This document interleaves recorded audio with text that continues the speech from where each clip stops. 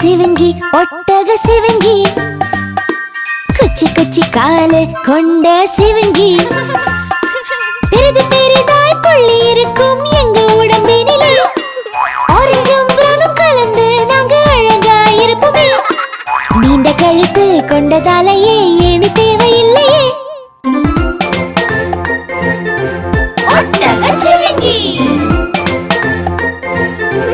ஒட்டக சிவங்கி, நெட்ட நெட்ட சிவங்கி ஒட்டக சிவங்கி, 8 வகையான ஒட்டக சிவங்கி, எங்க நாக்குதான் ரொம்ப நீளமே, உண்பது சுலபமே, எங்க காலதான் சிங்கத்தை கூட உதைத்து தள்ளிடுமே, இயற்கை அளித்த அன்பு பரிசு எங்கள் உயர்ந்தானே.